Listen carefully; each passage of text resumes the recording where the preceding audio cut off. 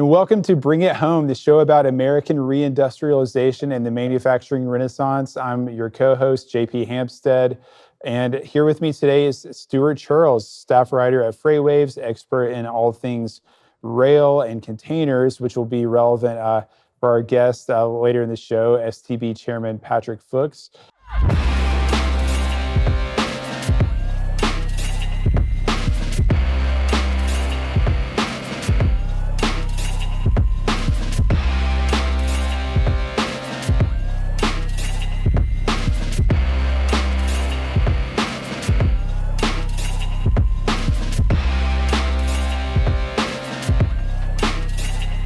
But first, we have a few headlines to discuss, as always. Stuart, thanks for being with me. First one up today is actually one that you brought to my attention. Chobani, the maker of perhaps my favorite Greek yogurt. I don't know. I'm a huge Greek yogurt person. I'm one of the guys who eats like a 32-ounce tub every day, or at least 4 days a week. So yeah, this is kind of a big deal to me. It's a lot of yogurt. Yeah, it's a lot of yogurt. They're investing $1.2 billion in a new yogurt production facility in upstate New York, I think Rome, New York. They said it'll have 28 production lines, can process up to 12 million pounds of milk per day. It's going to be a 1.4 million square foot facility, so a truly gigantic place. I think it's only Chobani's third U.S. production facility, and this announcement, which happened a day or two ago, follows their announcement of a $500 million expansion of their Idaho plant. So, Stuart, Chobani, this is in your neck of the woods. Is about to be just awash in yogurt. Oh, well, that's a lot of milk. Yeah, and I'm not a big. Is that a milk producing region? Upstate New York? Yeah. Yeah. I think that, I thought so. It isn't what it used to be, but yes. That's a thing. Chobani has deep roots in the region for years and years. And this is a huge win for New York State and for Governor Hochul, who's, first she gave a lot of money to the owners of the Buffalo Bills to remodel their stadium. So this is a significant win for her in the upstate region. And it's important that domestic production, that much investment is going to stay there instead of going somewhere else. But it's meaningful that Chobani thinks they have that kind of expansion of a market. And you eat that much yogurt, that's a lot. Yeah, it's one of my staples. Actually, last episode we talked to Tom Kucharski, head of Invest Buffalo. It's like an economic development corporation for the Buffalo Niagara region. He talked about a lot of interesting things going on up there, including the Micron plant that's being built. I think by 2029, it's supposed to have like 9,000 people working there. So it's interesting. He also noted that Buffalo grew its population in the last census for the first time in like 40 years or 30 years or something like that. So things are on the up and up in the Rust Belt. Oh, sure. Next, we have pharmaceutical giant Roche announcing that they will invest $50 billion into the United States over the next 5 years, creating 12,000 total jobs, including 6,500 construction jobs, and then many other jobs, both in production facilities and distribution centers in Kentucky, New Jersey, and California. And I think part of their capital plan includes a gene therapy factory in Pennsylvania, continuous glucose monitoring stuff in Indiana. This is another, I think a lot of it has to do with avoiding tariffs. At least that's what the executives of the company said. But it follows very large announcements by Novartis, Johnson & Johnson, I think Novo Nordisk. We've seen just lots of big pharmaceutical companies commit to quite ambitious capital expenditure plans recently. And there are a couple of things at work here. First of all, some of the numbers that are being tossed around it's almost like monopoly money, but the current administration likes to see high-profile announcements. They see those as victories. They see those as wins. That's great. The second thing to realize is that pharmaceutical, obviously, is one of the sweet spots for reindustrialization in this country. You can't really talk about toys so much, or some of these other things, or making, hinge Textiles. pins, textiles, right. Some of those things are more problematic, but pharmaceuticals is well suited to new production here, new factories, and expanded capacity. So that's all great news. We have a lot of, like, obviously R&D talent in the United States. Of course, the largest, market, or one of the largest markets. I assume that Americans spend more on pharmaceuticals than any other country. It's an assumption. I don't know if that's true or not. And then of course, just I think the sort of higher value product, higher tech, sort of sector of manufacturing are probably the ones that are going to come back. Yeah, absolutely.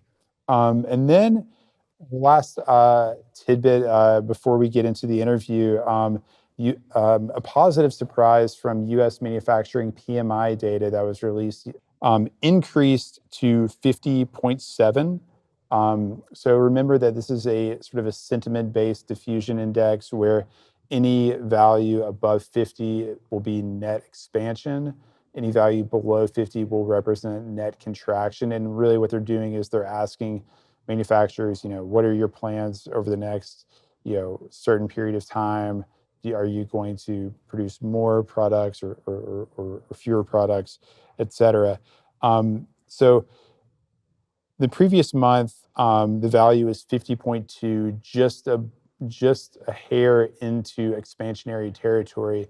And most economists expected that number to fall to 49, into slightly into contractionary territory, probably just because of the uncertainty and the chilling effect of that uncertainty around, like, trade policy and many other things. And of course, we've been observing that in transportation markets. But instead,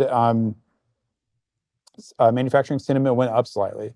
So I don't know if that has something, I think it's probably too early to give the Trump administration that much. It's not like the large announcements coming from these companies, Apple saying it's going to spend, $1 jillion or whatever, has actually materially changed. These projects are still sort of years off and not necessarily shovel ready, and it will take a long time to make an impact. But I guess it's good news that manufacturing sentiment is more stable than expected. The manufacturing economy still expects to grow. Right. This is still the United States. We are still the primary economic power in the world. The dollar is still the reserve currency of the world. People look to us for optimism. There's always optimism here. Things change. There's some radical reshifting, restructuring, trade, this, that, and the other thing. But people deep down in this country are optimists, and they want to move forward, and we're entrepreneurs, and we're rougher. Sometimes we're a little less civilized, but we are always moving forward. And that's what I see in this, is that despite the changes, people just see light at the end of the tunnel. Yeah, I mean, from the business leaders that I've spoken to about the anxiety and uncertainty that's kind of gripping a lot of the economy right now, is that they're actually champing at the bit to go out and do business and make money. They just want to know what the rules of the road are going to be, so they can make their decisions accordingly. And I've talked to, in the rail sector, there's a transition in the new administration, but everyone's waiting for money to be released. Get your plans in place, and then let's have our Chrissy grants to help with rail infrastructure. Let's have some other infrastructure grants and the things that keep our business moving along, to keep the other businesses moving along. Well said. All right. That does it for the headlines for this week. And now it's time for our interview. Welcome back to the Scenic City, everybody. It's time for the Future of Freight Festival 2025 edition. And this year, we've got some surprises up our sleeve. You're going to join us in Chattanooga at the end of October. We're still going to have everything you love about F3, the speakers, the fun, the incredible atmosphere. But this year, we're dropping you in the heart of Chattanooga. We're taking you to the historic Chattanooga Choo Choo. We're going to have our live music at the Signal this year once again. We're going to give you the experience that you can only get from a FreightWaves event. Go to live.freightwaves.com, get your tickets. We'll see you in October. You don't want to miss it. And now we have a really special guest, Chairman of the Surface Transportation Board, Patrick Fuchs. Patrick, welcome to the show. Thank you for having me. It's been really interesting following transportation over the past few years, seeing how different administrations have approached the regulation of transportation. The sort of the vision they have for the ways that these bureaucracies interact with critical infrastructure and industries in the country. And I know that you gave a speech recently in Denver, kind of about your vision for the STB and how it can work with the railroads. Can you elaborate a little bit on what you said there? Absolutely. Again, honored to join you all. Good to see you. So my hope for the STB is to us to be laser focused on our mission. So that's ensuring that manufacturers and farmers, energy producers have access to an economically viable rail system on reasonable terms. So the STB is in charge of reasonable rates, reasonable practices, appropriate service. And the whole idea is to facilitate businesses being able to invest and grow. We also have a role in breaking down barriers to that growth. And that comes through providing a interconnected supply chain via nationally uniform processes for market exit and entry, as well as preemption of unduly burdensome or state and local laws or patchwork regulation that interrupt the smooth flow of interstate commerce. And then the third kind of aspect of our mission is to protect and advance competition. And this is through, your merger cases, transactions, access rights, to really elevate the role of markets rather than government in meeting supply chain needs. So that's our mission. And within that, and executing that, I really want to emphasize the values of accountability, transparency, and collaboration. So very briefly, accountability is the board accountable to delivering for the public. So that means giving adjudicatory decisions, providing the public adjudicatory decisions in a timely manner so that people can plan their businesses, so they can invest, capital and plan their operations to be maximally successful. On the transparency, it's as we are faster and more reliable, we can push out the dates of your next decision so that when you're getting, whether it's a claim case decided, a transaction decided, when you have a better sense of that, you can then even more optimally plan your business. And then lastly, collaboration. There are some things that really shouldn't get to government, or we would hope not to, and are best resolved by the private sector entities that have the most information at hand.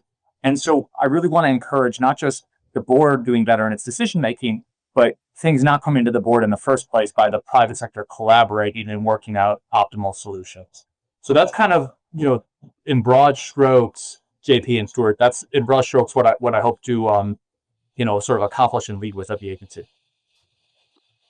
Just one quick follow-up, and I'm sure Stuart has a question as well, but one of the big issues that you've identified with the Surface Transportation Board, and of course that people have been aware of for a long time, is sort of the slow pace of bureaucratic decision-making, the extreme delays in some cases being resolved. And I'm curious about this, and I think it has broader implications than just the STB, because the Trump administration, it seems like in many agencies, has wanted to both trim the workforce or the headcount of the agency while at the same time accelerating various processes, including the kinds of decisions that your board has to render. And I'm just wondering what that looks like at the STB and what the levers you can pull to speed up those times for resolution are.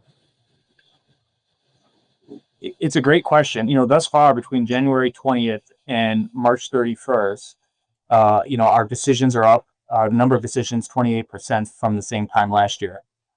I think that we can become faster while becoming leaner, and that happens two ways.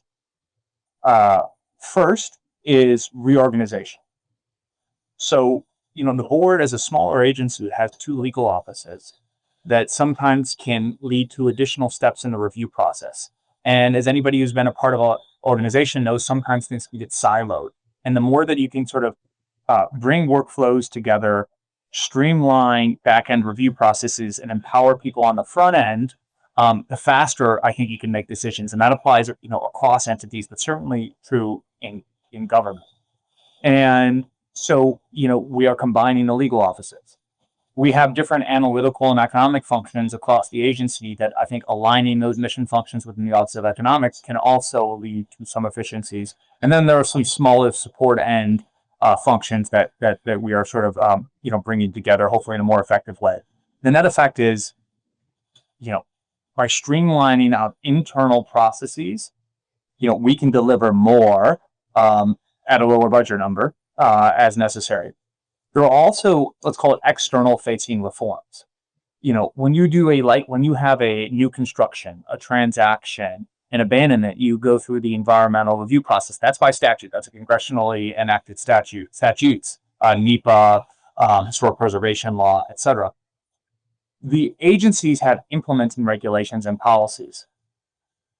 We can streamline that. We can add CADXs. We can set internal deadlines. We can make that process better. The board has actually taken a leading role in recent years. We have a case before the Supreme Court right now along the lines of rationalizing the environmental review process.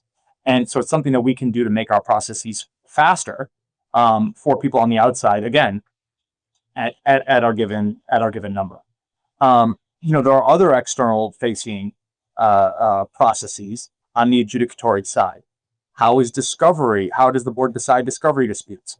How does the board consider additional filings? I could give you 5-10 different procedural rules that the board could either tighten up or reform such that our cases go faster. So there's an internal component and an external component. Reorganization and reform sort of go hand in hand. And so I really, like I said, I do think that you can accomplish more on a lean budget. But I want to be clear that, the intent behind this, first and foremost, is that we are better in executing our mission and that the board is sort of stronger than ever in delivering on those things that I mentioned, breaking down barriers, protecting competition, and ensuring people can get to market on reasonable terms. Mr. Chairman, I just want to thank you again for making time for us, and it's good to see you again. And I will say that your presentation in Denver was as much of a rousing speech as you may expect from the head of a regulator of an agency. Very unusual, but I think it was welcomed by the audience, who appreciated the fact that you want to see growth through and you want to do the things that's going to foster that kind of expansion by railroads. And when we look at railroads, they're very tied to their traditions. It's a very hidebound business. And so saying we're going to do this and it's going to be streamlined and we're going to try to move things faster, how does that dovetail with the essential nature of the railroads themselves? Are you dragging them into the future in a way? That's a great question. The way I look at it is we set the rules of the road. We play an essential, market exit and entry function. The clearer those rules are and the faster we are, the more it helps them with whatever innovations that they are considering. So I don't necessarily view it as, dragging them.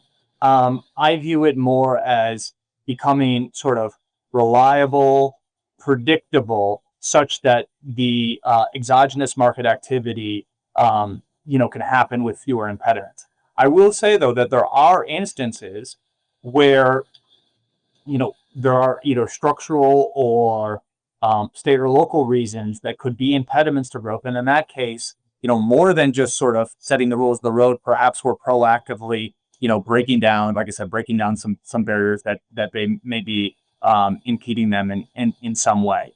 Um, I think generally speaking, beyond kind of the reorganization and reform, but maybe on that collaboration point, Stuart, I think that the role of the board, almost from a bully pulpit standpoint, is to continue to encourage innovation. Now, might not necessarily be leading that; the private sector will be leading that. But if you just consider things like supply chain visibility, for example, so many of the disputes that may come to the board could be addressed or more quickly addressed with better data. So if you had, real-time GPS that was to the move, you can imagine if the board had a demurrage case about an unreasonable demurrage charge. Well, if the fact pattern about when things were delivered, when things got to yard, whether or not things were punched before they got to the yard, that is all kind of noble information that in an AEID reader environment, you might not have all that data at the ready, but in a GPS environment, you might have more. So, that's just now that's a very micro consideration of how technology can help a board case. But of course, more broadly, if the board wants to encourage good service and growth, then providing that type of data to have visibility for shipper planning and planning their production, but also the railroads designing their operating plans, decreases on a macro level all the service-related disputes and pressures that could even lead to a potential case. So, on a very narrow level, it could help a case if it's brought, but of course, better innovation, better technology can stop cases from being brought in the future. So, while I think the use of the board's authorities is more geared towards allowing the private sector to function optimally, I think the board's encouragement towards collaboration might be closer to, I think, where your question was at, which is how the board can sort of push people to the next frontier of technological development.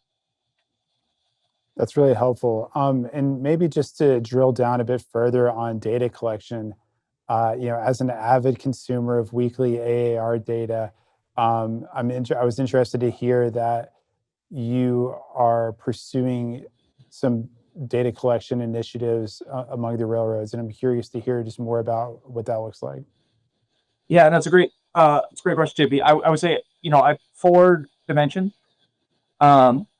First is, are we collecting things that we don't need? And that's both in our regular collections, as well as transaction-specific collections. If we have some oversight conditions about additional data, and I go to that folder in our cloud server, and it hasn't been opened very often, and we don't have a predicted use case. It was probably something that we just you're imposing a lot of conditions, and maybe it's not particularly useful. And the same is true for our regular collections. So I want to make sure we're collecting everything that we need. Oftentimes when you start collecting it, an agency and entities build systems, the marginal cost of continual reporting is not that great. But for new entrants and new transactions, they then have to build that system. And so oftentimes it's not just what the burden is right now, it's the burden and what it could be in the future. The second is strengthening our data collections such that they're accurate and providing a complete and transparent picture of what's actually occurring. Shippers use our data, railroads use our data, analysts use our data to help allocate capital and recommend the allocation of capital. So if there are unjustified and poorly understood inconsistencies in how people are measuring on-time performance or velocity or dwell, you see this from how people are making individualized decisions, and you also see it when, shareholders are involved in some pretty weighty decisions about the future of the company. And at some point, the board bears responsibility to making sure that the use of our data is, actually provides an accurate picture of what's going on in the network. Otherwise, the people who are using it are not using it in its, in the most efficient manner. So I think we could strengthen it to the extent that there are gaps, particularly at interchange when something starts and stops. I think the board should ensure that sort of our data across carriers is cohesive to the extent relevant. The third is I want to make it easier to submit. So this is something we've started doing. There are some collections where we've eliminated hundreds of data fields. The most overly simplistic example is like there are some times where we're collecting quarterly data that we also then ask people to enter for the annual. Of course, you can just sum everything within a system, but that's an overly simplistic. The real thing is to make it so that we have these templates that are easy to fill out, but they're also designed for the board to ingest the data in an automated way. And again, that's another way that we can be faster for our given budget number. And to really take advantage of some of the the modern software that allows you to set up automated ingestion and access pretty sophisticated analysis. And then our analysts and economists are focused less on trying to collate the data and more on what the data is actually telling them. And then the last area is data visualization, public accessibility. It does not make sense for every different shipper, every small railroad, everybody to have to spend on the same thing when the government can provide that data to you in a really usable and easy to access way. If you go to our website, and I know you have, we've got a lot of Excel spreadsheets. We've got things that you have to page through, tabs and all that stuff.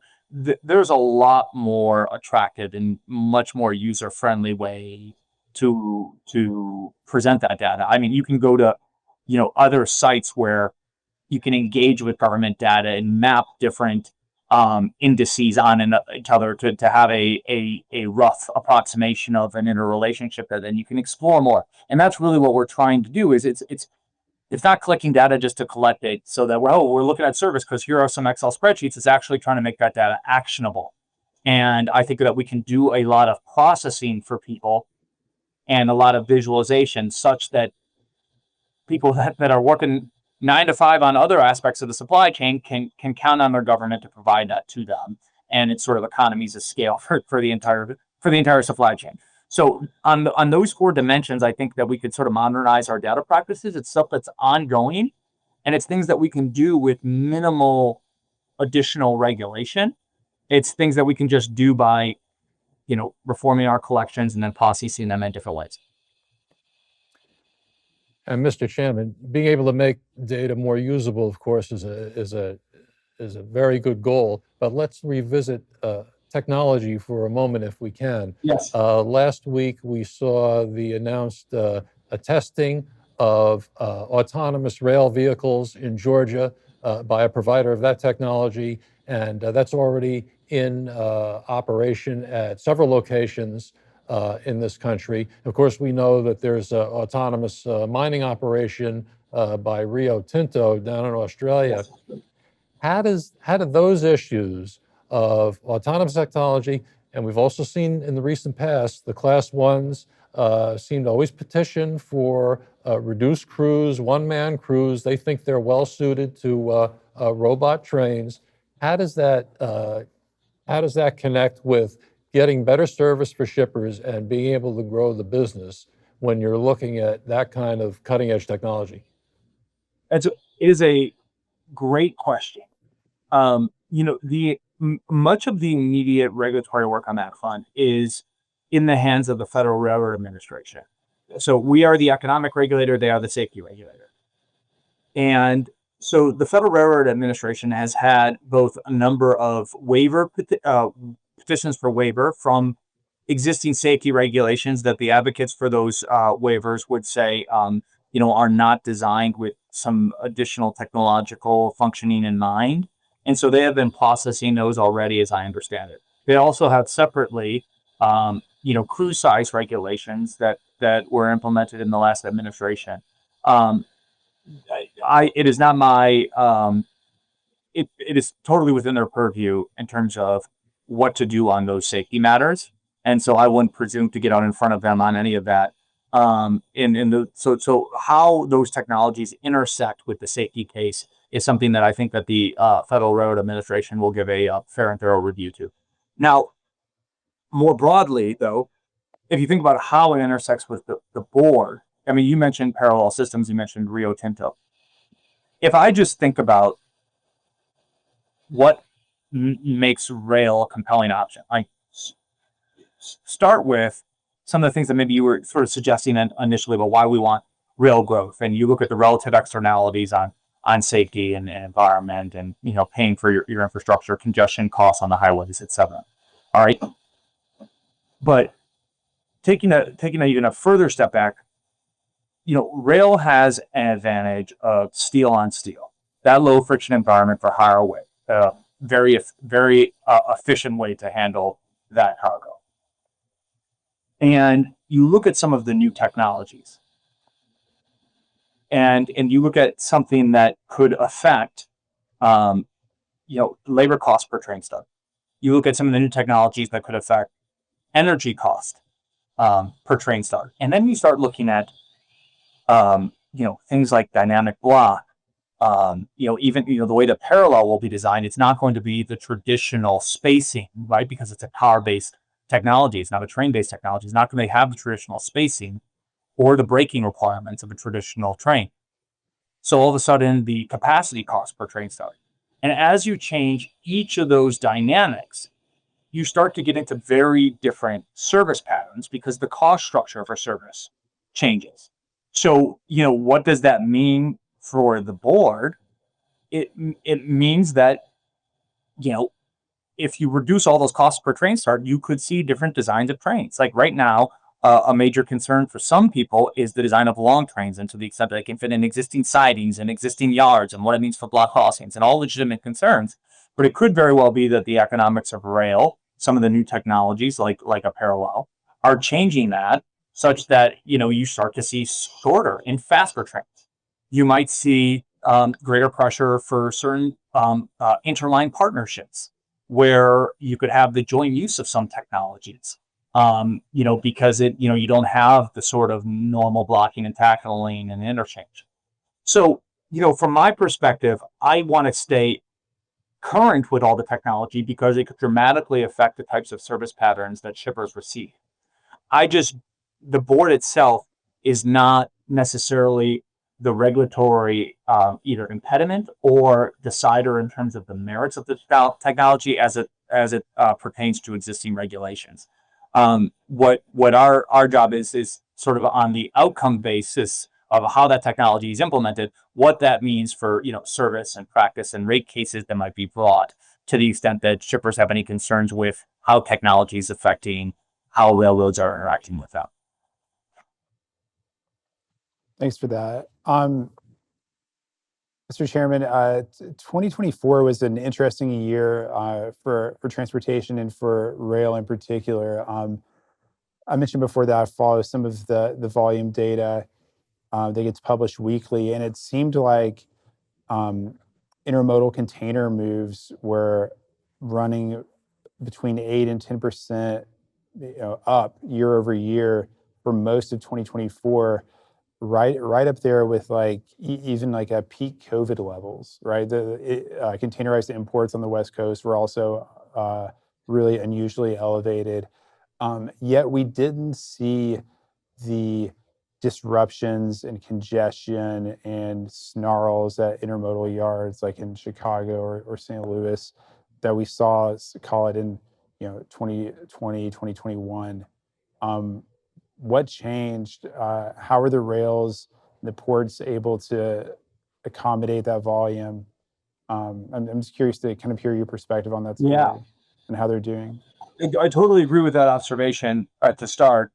You saw large intermodal volume changes and, as you pointed out, shifts to the West Coast.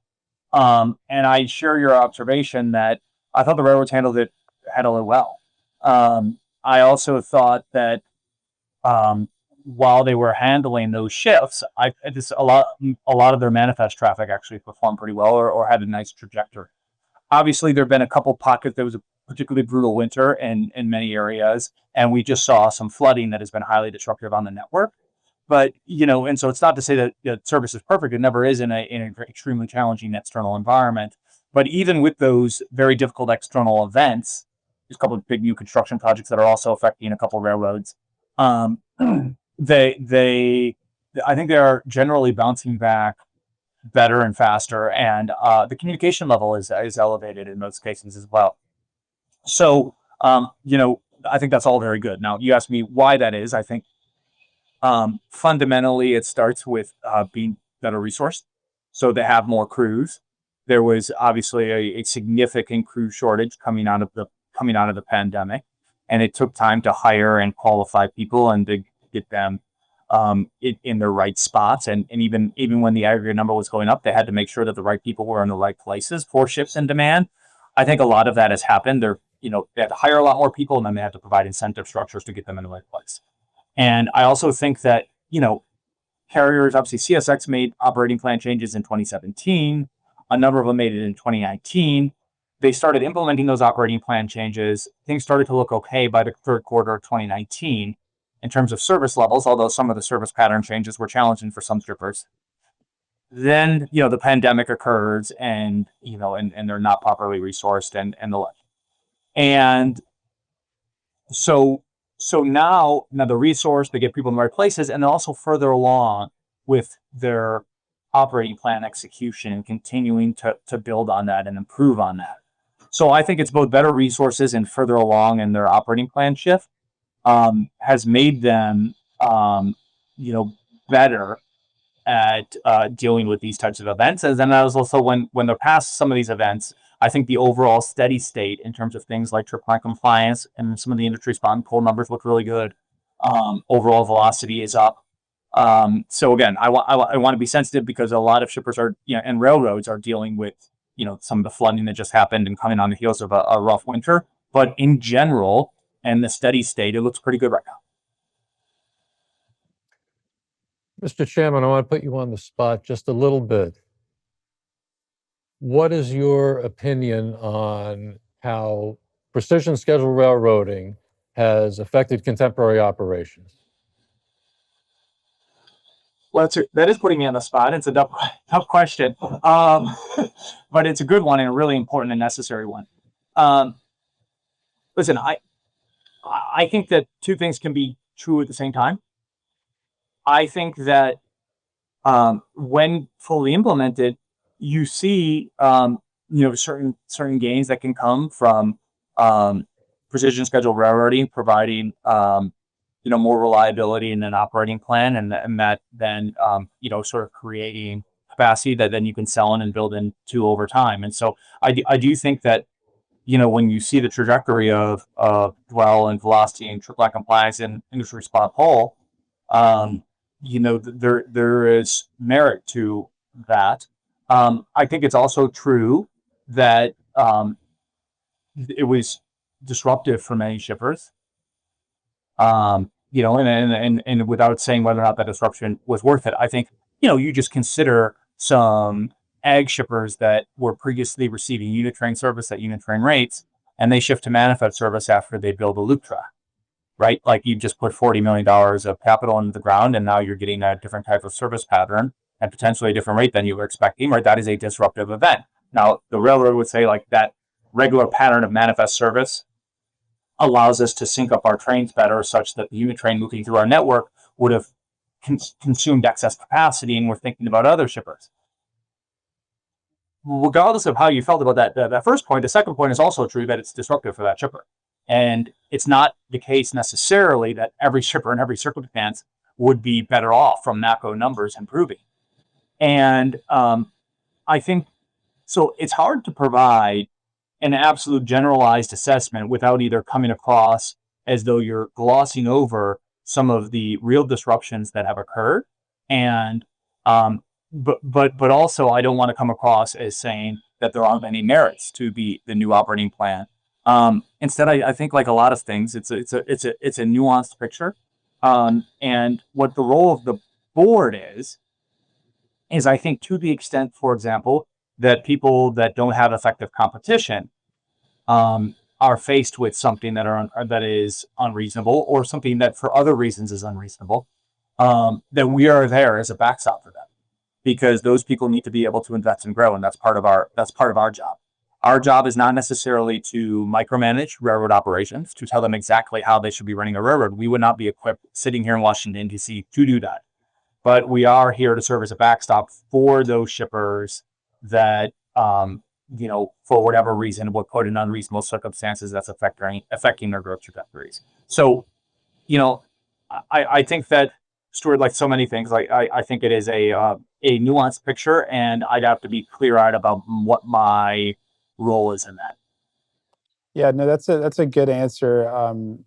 It's I remember studying PSR actually when Hunter Harrison went to CSX, and I was kind of new to covering the industry, and I remember thinking, okay, like this is all just about cost cutting. It's clearly going to be bad for the customer. Like they're putting all these locomotives in storage or whatever, firing all these people. But then when you do the math of like, um, they were getting rid of a lot of like intermodal terminals so that like a train crossing the network would make fewer stops. And when you think about like, okay, well, if they have like a say a 98% on time departure rate and you multiply that across every stop, then all of a sudden your plan compliance goes down to like, it gets into the 80s really quick, right? Or below. So there were ways in which eliminating some of those facilities actually did make the network more predictable and reliable for customers. Is interesting to learn. Patrick, On that, go right. ahead. I was I going to was say going to on say that before. exact score. Sorry, no, you go, JP. Sorry. Uh, I was just going to ask you one last question, sort of getting back to Yeah. the theme of this show, which is, the STB is the economic regulator of the railroads. The Trump administration has placed a great deal of emphasis on bringing manufacturing and rebuilding America's industrial base. And I just wondered how you think the STB can help facilitate American reindustrialization. That's exactly part of what we're hoping to accomplish. So to put some of the, when I kind of started, I talked about these broad strokes of the mission and then the values that we're applying to execute that mission, right? But to put it in very concrete terms, if you're a steel manufacturer, right? If you want reasonable rates, you want reasonable practices, your demurrage, your accessorial charges, your car, you want appropriate service. The railroads have a common carrier obligation.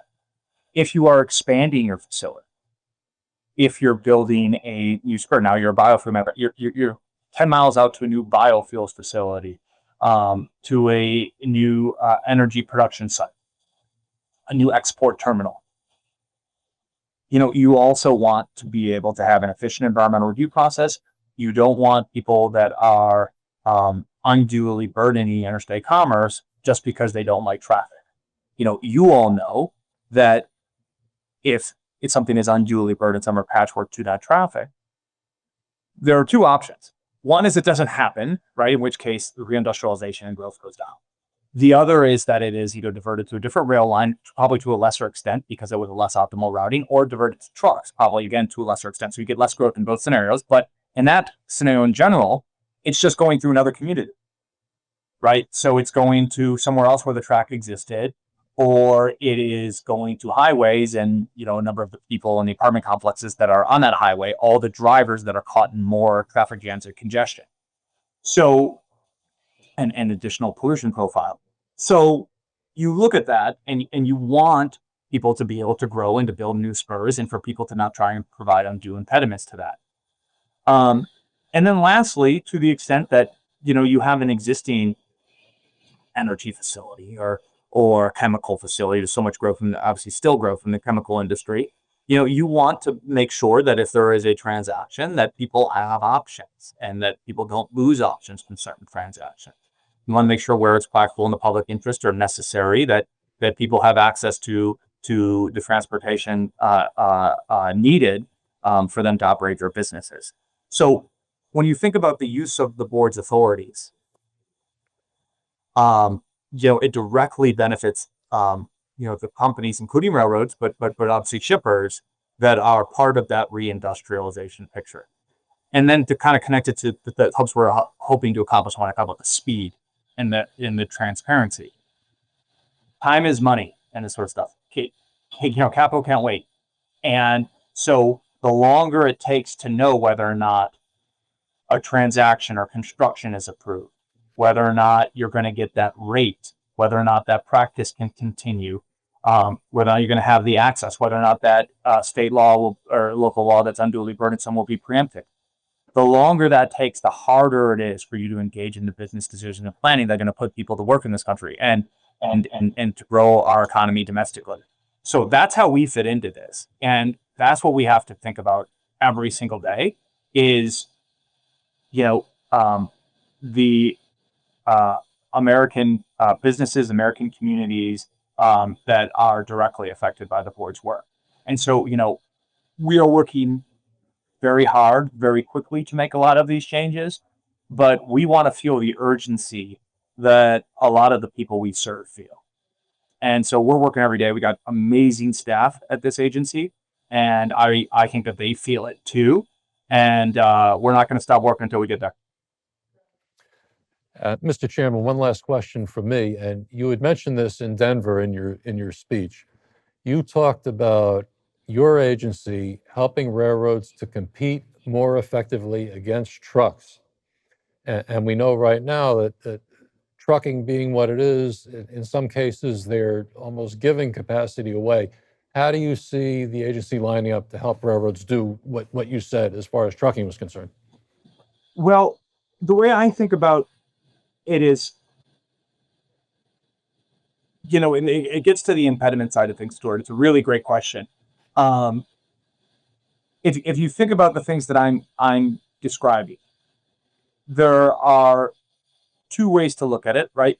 One is you can look at what the comparative externalities of each mode are, and for that, that itself is not necessarily the purview of the board. For things like environmental regulation, user fees for transportation, that's either congressional purview or a different regulatory agency. Contrastingly, though, so dealing with the relative externalities is not necessarily something that we can address head on. It's part of how we think about the public benefits of some of our work, but it's not something we usually can directly regulate. But what we can directly regulate is two things. One is if there is a governmental failure that is stopping rail growth. So that could be, like I said, too slow of decisions on construction. It could be an unduly burdensome or patchwork regulation. Or a second, and this isn't necessarily helping railroads directly, but it's helping the rail industry writ large, the rail supply chain, would be if there is an abuse of market power. So we can, like I said, we can facilitate market transactions and we can address abuses of market power. We can't necessarily head on address any differences in externality, but of course, as we're considering the public interest benefits of any, say, rail transaction or that can factor into our thinking. We just can't regulate it directly. So I think most of our work in helping railroads grow is in being fast when they're making market transactions and breaking down barriers when government's standing in the way. Chairman, thanks so much for your time today. This will wrap up our episode of Bring It Home. Be sure to follow us on YouTube. Go to our website, bringithome.us. Subscribe to our newsletter. You can check out the podcast, of course, on Apple Podcasts and many other players. But that's it for this week, and we'll see you next time.